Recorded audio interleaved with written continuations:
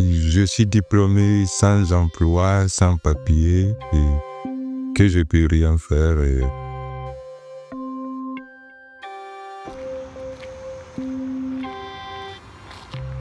Quand les personnes arrivent sur le sol français, c'est avec une envie de pouvoir participer, vraiment, c'est ce que j'entends le plus, participer.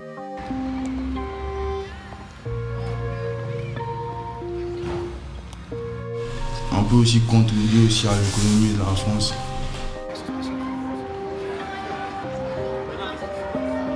L'appel d'air, c'est vraiment une notion contre laquelle, à la CIMAD, on s'insurge.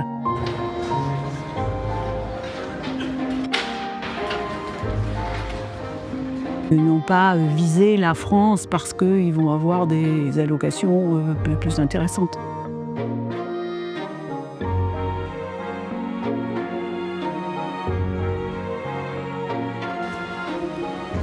C'est bon, Paul. Ça va? Ouais, ça va et toi? Ouais. Allez, je t'installe le micro.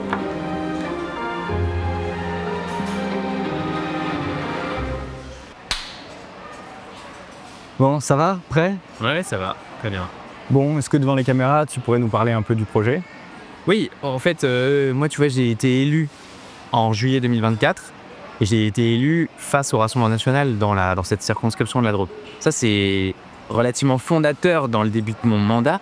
C'est que la campagne et le début de mon mandat est très concentré pour lutter contre les idées de l'extrême droite. Et quand je me suis rendu compte qu'il y a toute la droite qui est en train de faire un glissement général vers les idées de l'extrême droite. Quand Nicolas Daragon, notre maire, qui à ce moment-là est ministre de Michel Barnier, sécurité du quotidien, monte à la tribune de l'Assemblée nationale et fait un discours tellement anti-immigration et tellement identitaire qu'il est applaudi, c'est sur les bancs de l'extrême droite, ovationné à l'Assemblée nationale. L'étranger islamiste, dehors. L'étranger voleur, harceleur, agresseur,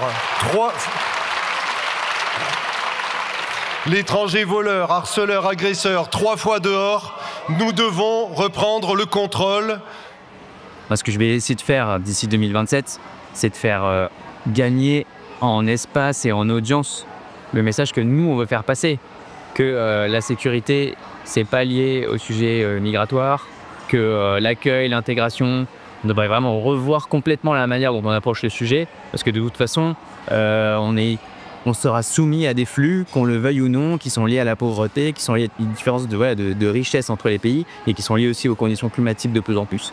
Et donc, la question n'est pas de savoir si on peut les freiner, les arrêter. La question, c'est juste de savoir comment on fait pour bien intégrer ces personnes, parce qu'on sait que grâce à l'intégration, ensuite, on sort les gens de la précarité, on gagne sur tous les champs qu'une société peut avoir envie de faire exister, quoi. Salut! Salut! Salut! Là, je vois que vous avez déjà bien commencé la voyage. Un peu. Comme c'est un peu en retard. Quoi de neuf ce matin? On a un petit problème de date sur le trajet en train de nuit. Et c'est vrai, on est obligé de décaler, on peut pas le faire ce jour-là, quoi. Bah non, parce qu'il y a une personne qui est pas dispo. D'accord. Bon Paul, je sais pas si t'as vu, on est encore sur cette séquence Bayrou, c'est une histoire de submersion là. Quiconque s'est confronté à la situation à Mayotte, et ça n'est pas le seul endroit de France, mesure que le mot de submersion est celui qui est le plus adapté parce que tout un pays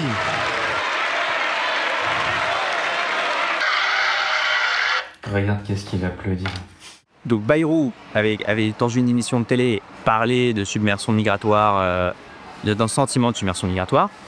On lui pose la question au gouvernement, le président du groupe, là, le mardi qui suit, et il nous le redit devant l'Assemblée nationale.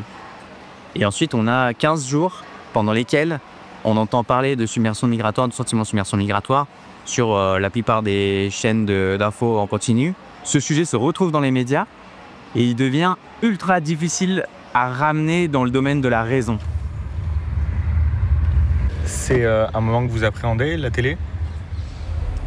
Un petit peu, ouais, parce que qu'on ne sait pas toujours comment ça va se passer. Et puis voilà, on sait que CNews aussi, c'est, comment dire, c'est orienté quoi. Donc je sais que je vais pas y aller avec un plateau où il y a plein de gens de gauche qui vont, ou progressistes qui vont aider à faire avancer le débat.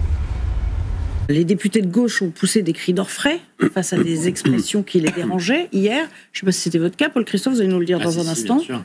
Hein, bien sûr. Oui, bien sûr. Évidemment, vous n'allez pas sortir du rang, vous allez être aligné avec vos collègues socialistes. Or, regardez, les chiffres vous contredisent quand même en ce qui concerne la submersion migratoire. Vous êtes en phase avec les électeurs ou pas? Tout ce que l'on dit au Premier ministre, c'est qu'on ne gouverne pas avec des sentiments. On ne gouverne pas avec des images, on gouverne avec des faits et avec des chiffres. Et moi, la submersion et le raz-de-marée dont parlait Marie-Hélène Toraval plus tôt ce matin, j'ai l'impression qu'elle est davantage politique et médiatique, mais qu'elle n'est pas démontrée par les faits. La croissance du nombre d'étrangers en France, vous dites que ça augmente. Ça a augmenté en 40 ans. On est passé de 6%, un petit peu plus, à 8%. C'est ça la vague dont on est en train de se parler. Ça veut dire qu'on est dans une perception qui est tout à fait caduque, selon vous? Les Français se font des idées. Elle est faussée par le débat politique et par le débat médiatique. Ah ouais. Et en réalité, les priorités des Français, c'est le pouvoir d'achat, c'est la santé. D'accord. Et La sécurité, et la sécurité, je suis d'accord. Pour mieux intégrer les étrangers en France, parce que c'est tous ce que l'on souhaite. C'est une question de moyens, sauf qu'on n'a pas le budget pour faire fonctionner l'État. Et c'est d'ailleurs pour ça qu'on avait été voir François-Xavier Demoure, qui est un spécialiste de l'analyse des médias et de l'opinion.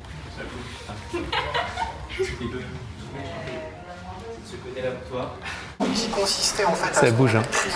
Le terme de submersion migratoire est un thème aussi qui vient plutôt de l'extrême droite. Donc très souvent, c'est une stratégie, et c'est une stratégie qui a été déployée par la droite depuis assez longtemps, qui consistait en fait à ce qu'on appelle trianguler, c'est-à-dire à aller sur le terrain de l'extrême droite en espérant retenir les électeurs. Et en réalité, c'est l'inverse qui se passe. C'est-à-dire que plus la droite reprend à son compte des termes qui viennent de l'extrême droite, plus elle les légitime. Donc vraiment, le débat public, le débat politique peut créer en fait un problème. Je peux vous donner juste un exemple qui est assez frappant là-dessus, sur les questions migratoires, sur lequel je reviens dans mon livre. C'est que le nombre de recherches Google sur la question grand remplacement, plus réfugiés, plus immigrés, est moins important en 2015, au moment de la grande crise de l'exil, ce qu'on a appelé la crise des réfugiés, qu'en 2023, au moment du débat sur la loi immigration. Donc quand Bruno Retailleau me dit « mais c'est ce que veulent les Français, c'est ce qu'ils attendent ». 70% des Français sont d'accord avec moi. 70%. Mais non, c'est pas ce qu'ils attendent, c'est ce que lui attend de l'opinion publique. Et plus il le dit et plus il le répète, plus potentiellement ça va se démontrer. Mais c'est pas la réalité initiale de l'opinion publique française. L'arrivée du train, ça je l'avais dit que c'était de la plus-value. Là c'est Frère Lumière là, tu vois. Frère Lumière, calme-toi. Mais j'avais dit que c'était la plus-value. C'est dans Super 8. Ce qui nous a été envoyé par... ensuite... Ça aussi, c'est une demande de sollicitation en circo. Une demande de rencontre personnelle. J'ai de la repentance. Je pense à les 3 livres à soutenir à ce stade, c'est le dossier coffre. Ah non, mais c'est de la folie.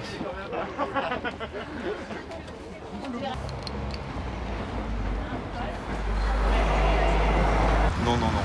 Est-ce qu'on va s'asseoir dans les...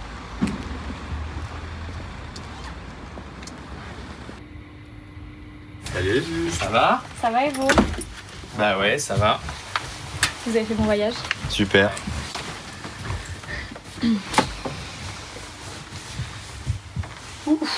Bon, quoi de neuf? Tout va bien. Ça va Mathieu? Quelqu'un veut un café? Moi ça va, merci, c'est bon. C'est bon? Ciao. Ouais. J'essaierai peut-être de reprendre un peu la parole hein, sur les sujets d'immigration. Ouais. Ça serait pas mal. Ouais, carrément. Super. Bon, et ben à tout à l'heure. À toutes. Tiens, je laisse ça. À toutes.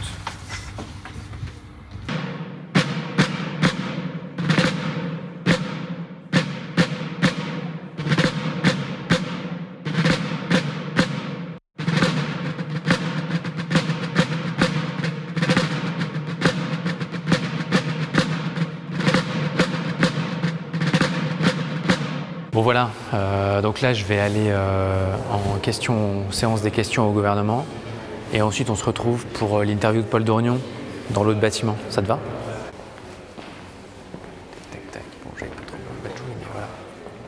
Monsieur le Premier ministre, dans un entretien accordé au Figaro, vous avez annoncé votre intention de réduire sensiblement les soins pris en charge par l'aide médicale d'État. Des milliers de médecins ont dénoncé votre position et 8 anciens ministres de la Santé vous ont alerté sur les conséquences. Vous n'avez au fond pas grand-chose à faire de l'AME. Il s'agit, alors que vous n'avez jamais cherché à échanger avec les députés de gauche, de donner des gages au mépris de vos convictions à l'extrême droite. Bon, merci beaucoup d'avoir accepté de... Avec grand plaisir. Allez-y. Merci. Vraiment, et une des questions en fait... L'aide médicale de l'État, c'est une assurance santé qui permet à des personnes sans titre de séjour en France d'accéder sans frais, c'est-à-dire sans ticket modérateur et sous conditions de ressources, à la plupart des soins. Ça représente de l'ordre de 0,5% de l'ensemble des dépenses de santé socialisées. Donc il n'y a pas d'enjeu en réalité. Si on supprime l'AME, on n'est pas du tout sûr d'avoir de dépenses en moins. Et en plus, ce à quoi on risque d'aboutir, c'est des problèmes de santé plus graves et donc des dépenses supplémentaires. On n'observe pas, du point de vue de l'AME, un effet d'appel d'air qui voudrait que des personnes en mauvais état de santé dans leur pays d'origine et ayant connaissance du dispositif viendraient spécifiquement pour se faire soigner en France. Et est-ce que tu as la séquence aussi avec les médecins de l'AME? Parce qu'on a entendu tellement tout et n'importe quoi sur l'aide médicale d'État que je pense que c'est bien qu'on ait les professionnels de santé qui parlent de ce sujet, qui sont eux-mêmes ceux qui mettent en œuvre cette aide. Oui, je l'ai repris à la suite. Ok, très bien. Je suis Benoît Durien, qui travaille ici. Ah oui, j'ai vu les échanges. Merci beaucoup d'être disponible. Non, écoutez, c'est bon, on vient de finir la journée, donc tout va bien. Bonjour. C'est alors qu'il y a son bureau ici, médiatrice santé. On a une assistante sociale. Donc ici, il y a déjà une petite salle d'attente, mais... C'est l'attente qui est pour les enfants, là, je vois. Ouais, c'est ça. En fait, c'est l'étage participatif ici, centre de santé participatif, et on a voulu accueillir ça. Donc là, parce que voilà, là, c'est le siège que vous connaissez, qui finalement n'a rien à voir avec nous, c'est juste on est au même endroit, là-haut la SPADA pour les demandes d'asile. Ouais, ça a été refait il n'y a pas longtemps là. Bah ouais, c'est un bâtiment assez récent, je crois. Un des bureaux médicaux, ils sont tous la même. C'est standard. Hein. Bien, là, on était au centre d'accueil des demandeurs d'asile du diaconat protestant, au centre de santé exactement. Bonsoir. Bonsoir, vous allez bien? Eh ben moi je m'appelle Benoît Durier, je suis médecin généraliste et j'exerce dans plusieurs endroits différents. Je suis le docteur Barbier-Grasso Hélène, je suis médecin généraliste à côté de Valence et depuis 1 an je suis élue présidente du Conseil de l'Ordre des médecins de la Drôme. De mon point de vue, les conséquences de la suppression de l'AME, ça serait une rupture de soins pour des patients qui ont des pathologies chroniques avec un risque de complications de maladies important. Ça surchargerait certains endroits névralgiques de l'hôpital, à savoir les services d'urgence et de réanimation. De mon point de vue, j'ai jamais constaté aucun abus de recours de l'AME. C'est le grand débat entre la prévention et les soins curatifs, puisque prendre en charge certaines pathologies en temps et en heure et dans de bonnes conditions est toujours bénéfique aux patients plutôt que d'attendre que les choses se compliquent et que la situation se dégrade. Je pense qu'on a besoin d'utiliser ce genre de dispositif pour prendre en charge de la santé des individus en particulier, mais globalement, on a tous à y gagner. Bon, tu vois, le sujet de l'aide médicale d'État, c'est clairement une des raisons qui nous avait conduit à voter la censure contre Michel Barnier au mois de décembre. Et donc, il avait franchi cette ligne rouge du barrage républicain, et on voit très bien que certains sujets liés à l'intégration des étrangers en France font partie de ce qui a pu conduire à renverser un gouvernement, ce qu'on n'avait jamais fait depuis 60 ans sous la Ve République. C'est l'éducation nationale chez nous qui informe les collégiens. Ça demande de changer de mot de passe avant minuit, ça n'a pas d'importance. Le père, là, ce qu'il veut, c'est de mettre un peu la pression. C'est souvent tôt le matin, les déplacements à Paris? Plus c'est gros, plus c'est faux. Ouais. Le mardi, on part, on prend le train de 7h là, pour pouvoir être à Paris vers 9h30, 10h à l'Assemblée, quoi.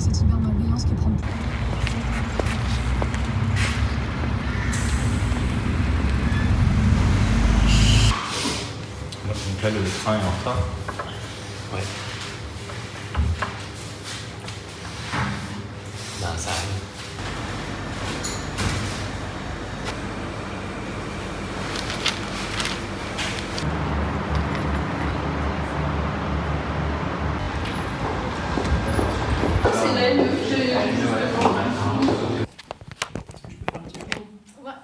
On a Jade Vallaud-Belkacem, c'est la présidente de France Terre d'Asile.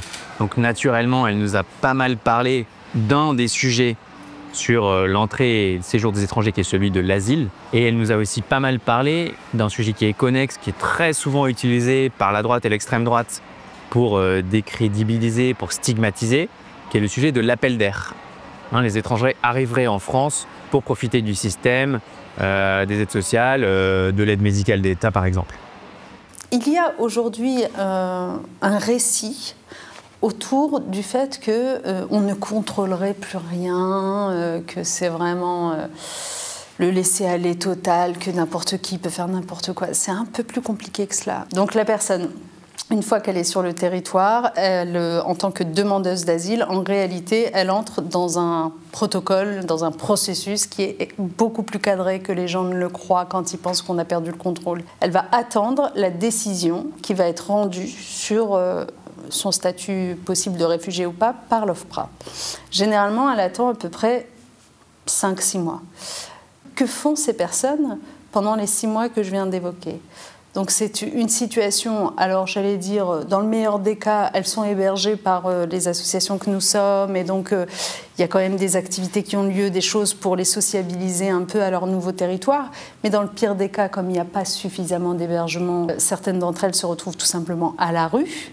Et donc à la rue, c'est l'errance, c'est la grande vulnérabilité à la délinquance possible, aux réseaux qui viennent parfois les saisir, et c'est le cas notamment des mineurs. Si je devais résumer, je dirais qu'au nom de cette idéologie de l'appel d'air, qui consiste à croire que le problème de la France, c'est qu'elle est trop attractive et que donc, du coup, il faut se rendre plus sévère et plus invivable pour les demandeurs d'asile pour ne plus leur donner envie de venir ici. On complique nos politiques publiques, on les rend lentes, à bien des égards inefficaces, on laisse des gens dormir à la rue. Ce faisant, on en fait des indésirables.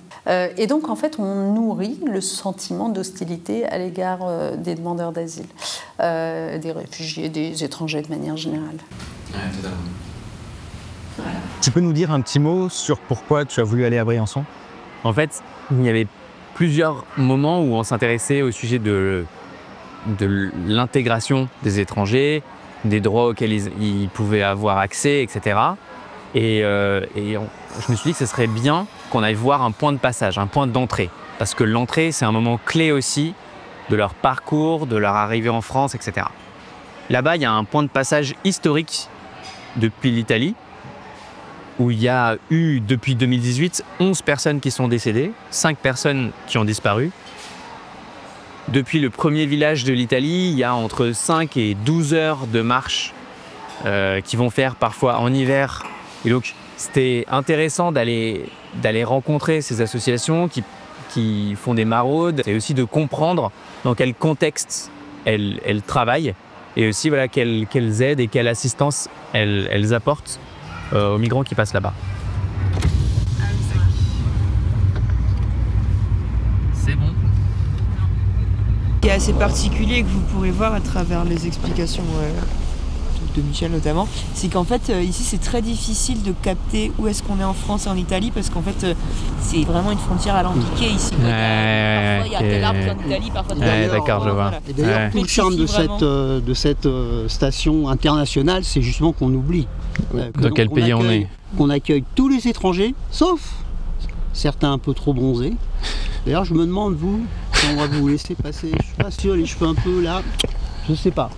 C'est vu comment l'action de l'association et par les habitants de la vallée Il y a beaucoup de solidarité, il y a très peu d'hostilité qui s'exprime, un petit peu, mais pas beaucoup. On peut avoir, surtout vous qui connaissez la montagne, un aperçu des dangers, parce que même auxquelles vont être confrontées les personnes exilées. Donc je rappelle, la plupart des personnes vont tenter de passer la nuit. Donc même s'ils sont arrivés en France, donc en bas il y a les grandes bassines. Alors heureusement depuis cette année elles sont grillagées bien, là, je vois. Ouais. Voilà, mais dans le cas d'une poursuite, on saute le grillage, voilà, on tombe dans l'eau. Là il fait bien jour. Là, ici, quand il neige et qu'on est dans les nuages, on voit rien. Il y a quand même plusieurs personnes qui se sont retrouvées sur la glace et certains qui sont passés à travers. Voilà, donc c'est hyper dangereux. C'est pour ça qu'on alerte aussi sur le fait que là, effectivement, on a l'impression que c'est plus montagne qu'en bas et donc c'est plus dangereux. Mais paradoxalement, il y a plus de personnes qui sont décédées plutôt dans la deuxième partie du trajet que dans la première. Tout à fait. Le rêve de certains procureurs, c'est nous faire passer pour une bande organisée de passeurs. Et puisqu'en fait le fameux délit de solidarité, on a obtenu en 2018 grâce au combat dans la Roya et ici de l'exemption pour l'aide à la circulation et à l'accueil, mais pas l'aide pas le passage. Un fameux délit d'aide à l'entrée, au séjour et à la circulation d'étrangers en situation dite irrégulière, c'est un décret-loi du 2 mai 1938 du gouvernement Daladier. C'est un délit, c'est tout être direct ou indirect. Ça n'a jamais été un délit construit pour pénaliser du trafic. Non, tout être direct ou indirect, ça dit bien ce que ça veut dire. Voilà, et ça c'est important que vous sachiez, parce qu'il faut, c'est une loi qui est scélérate, qui est une honte. Qui est une honte, voilà. Donc là, ça c'est Clavière, c'est l'Italie. Donc il y a des gens qui surveillent là. H24, et ils vont les coincer avec ce verrou. Ouais, je comprends. Et le torrent. Ouais, je comprends. Voilà.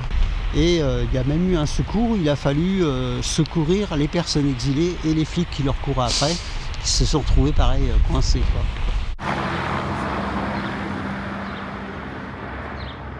Va dire filme l'hélico. Oui, des fois je filmais pas. Attention à vous, faites pas écraser.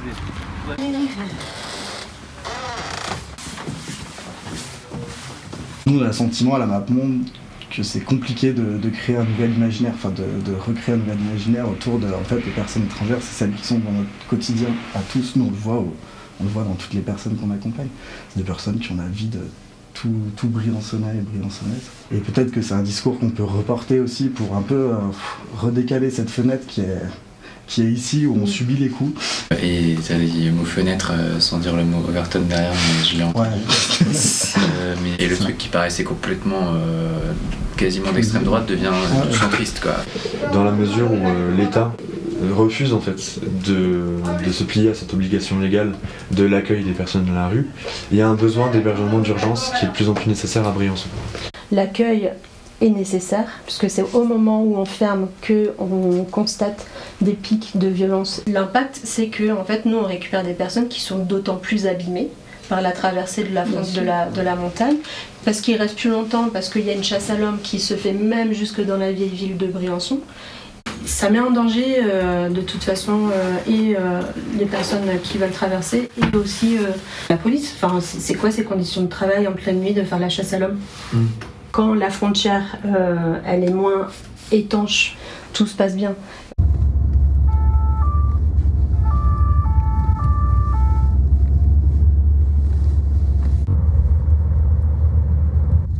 C'est la première fois que vous rencontrez le ministre de l'Intérieur ?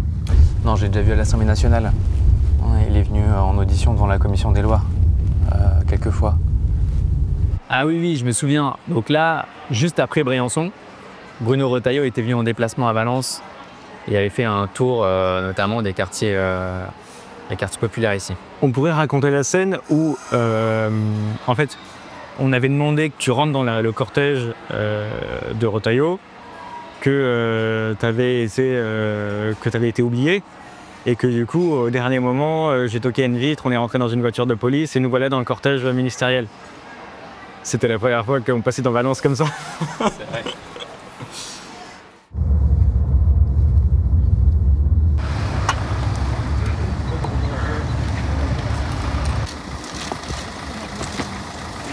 Bonsoir, monsieur le directeur général. Monsieur le député, bonjour. Ici, départemental, monsieur Alban.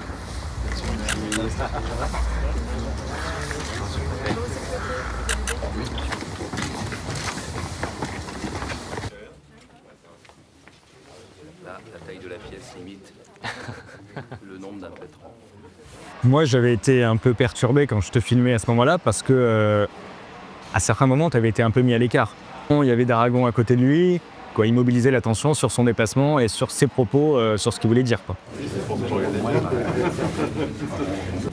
Trop jeune, quoi, sur ce type de fonction. Ça va, j'attends toujours vos nouvelles. Pardon, excusez-moi, je vous ai pas vu. Bonjour. Ça va et vous? À bientôt. Toute la ville avait été super sécurisée, il y avait des CRS partout, et donc en fait, bon, il se passait pas grand-chose. Enfin, il y avait peu de monde, et on est quand même tombé sur le pharmacien, Monsieur Niquet, qui a bien interpellé le ministre. C'était une bonne séquence, ça. C'est votre pharmacie alors? C'est ça. Quand je sais que j'ai pu avoir la chance de vous parler, on va après plus longtemps. J'ai revisionné la vidéo où vous disiez l'immigration n'est pas une chance pour la France. Donc j'ai vu qu'après tout de suite vous avez dit ah on peut pas accueillir tout le monde. Ça il y a 30 ans Michel Rocard il le disait déjà donc il n'y a pas rien. François Mitterrand avant lui. Voilà peut-être donc il y a rien de nouveau là-dedans. Moi j'ai été blessé pourquoi? Mon grand-père est portugais, il était portugais. Il est arrivé en France à l'âge de 16 ans, il avait des faux papiers parce qu'il ne pouvait pas travailler. Il est resté en France toute sa vie. Il nous a inculqué des valeurs qui font que je suis là. En fait, concrètement, c'est nous, avec mon épouse, qui avons construit la maison de santé. Et j'ai été blessé parce que pour moi, mon grand-père, mon Pépé Carvalho, c'est cette force, c'est la force qui a permis que... Mais le problème, c'est que votre grand-père, toute cette génération, et vous, ils arrivaient, ils n'étaient pas chez eux, mais ils ont fait d'énormes efforts pour apprendre la langue, pour apprendre nos valeurs. Et aujourd'hui, il y a une immigration qui n'est plus contrôlée, qui est trop massive. Moi, je pense sincèrement qu'il faut qu'on arrive ensemble, tous ensemble, à se rassembler et pas nous diviser. Il ne faut pas qu'on se divise. Donc tu vois, là, ce que nous dit Bruno Retailleau, c'est quelque chose qu'il dit très régulièrement. C'est le sujet de... il y a deux catégories d'étrangers. Il y a les bons étrangers, ceux qui sont arrivés avant, qui ont réussi à s'intégrer, qui voulaient s'intégrer, etc. Et les mauvais, ceux d'aujourd'hui, ceux qui viennent d'arriver et qui, eux, ne veulent pas s'intégrer.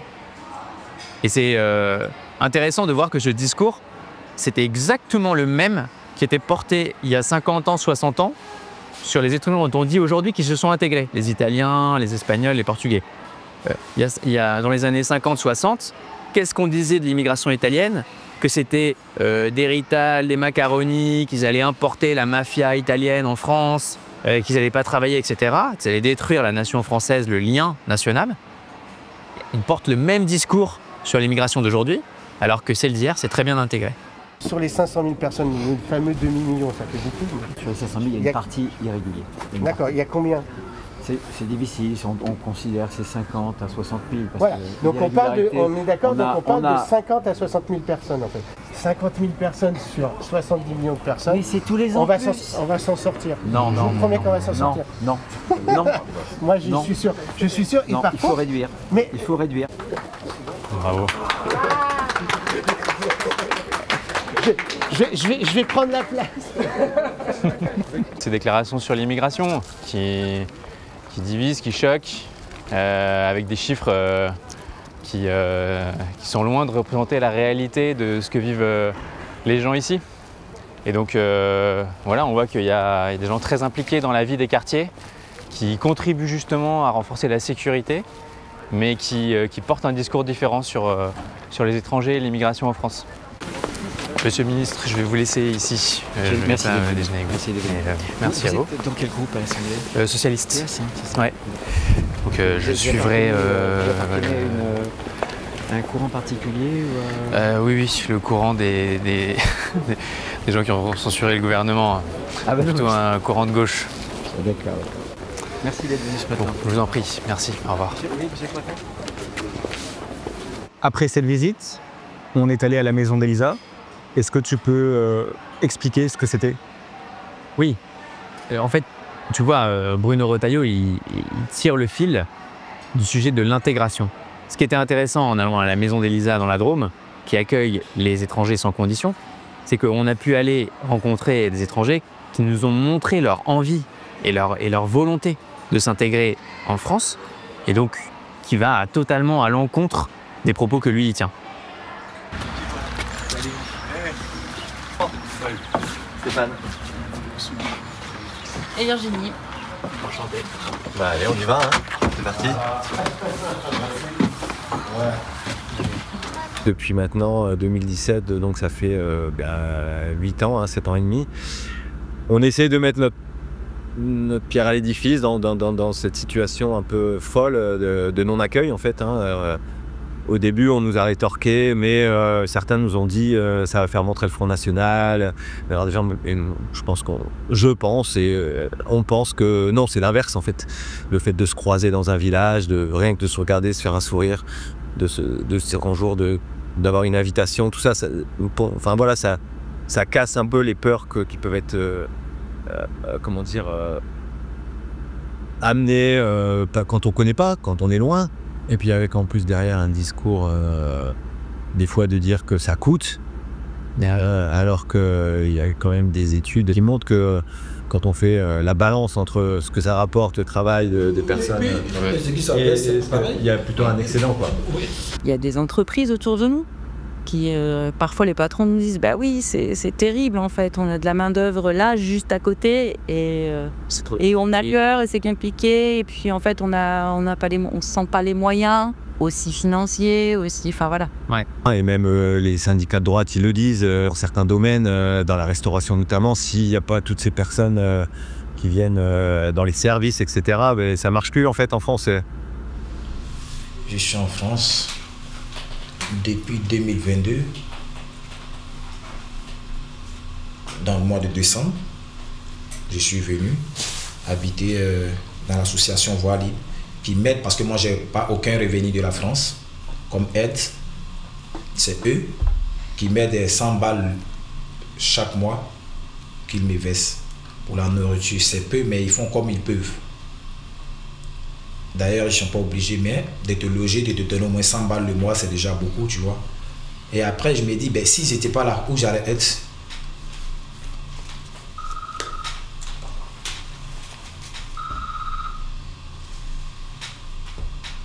je me dis, ben, si j'étais pas là où j'allais être, nous, on a besoin de s'intégrer. Nous, on parle français, on a étudié français. Ben, on vient, parce qu'on a des problèmes chez nous, sinon quelqu'un ne va pas se lever de chez lui s'il est bien et risquer sa vie à traverser la Méditerranée pour essayer de se protéger de sa vie. On ne te régularise pas. Tu n'as pas de revenus. Mais comment tu vis? On te dit que tu ne peux pas travailler. On te dit si tu veux être régularisé en France, il faut avoir 8 fiches de paye ou 12 fiches de paye. Mais quand tu vas chercher l'emploi, l'employeur te dit tu n'as pas de papier, je ne peux pas t'embaucher. Mais quand tu vas te régulariser, on te dit d'envoyer 12 fiches de paye. Où tu enlèves les fiches de paye? Aujourd'hui, on est là. Si on travaille, on participe. Quand je vais travailler, le mois, ils vont me virer mon argent. Ils vont me couper des impôts. C'est moi qui contribue. Moi, chez moi, j'ai un permis toute catégorie. Je faisais le transport et puis avant d'avoir le problème. Mais quand tu vas, tu regardes sur les différentes plateformes de la France, la boulangerie, ils cherchent 3000 personnes. Les NCCF, ils cherchent 4000. Le transport, ils cherchent 5000. Ben, pendant ce temps, il y a des gens qui peuvent faire tout ça, vous ne les régularisez pas. Comment ils travaillent? Donc, ils n'ont qu'à essayer de nous faciliter pour que nous aussi, on les facilite. On ne leur demande pas de l'aide. Ouais. On ne leur demande pas de l'aide. On leur dit de nous régulariser, on va travailler. On ne leur demande pas de l'aide. Tout compte fait, combien ils vont nous donner et puis ça va nous satisfaire. C'est juste pour la nourriture. C'est pas de l'aide, on veut travailler. C'est tout ce qu'on leur demande. Vos droits.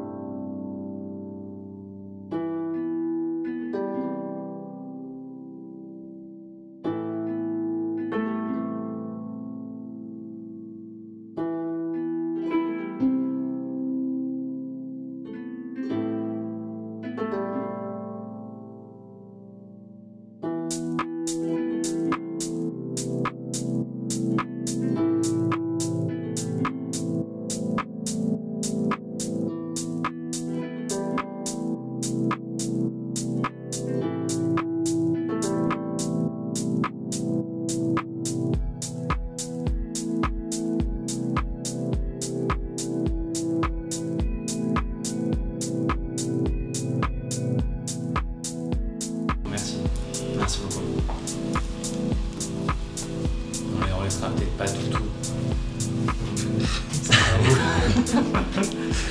Ouais, je sais, la politique, ils aiment pas tout en temps. Bah, c'est ça, les vrais politiques.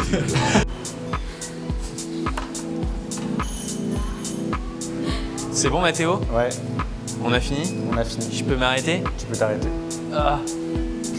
Ah. Ah.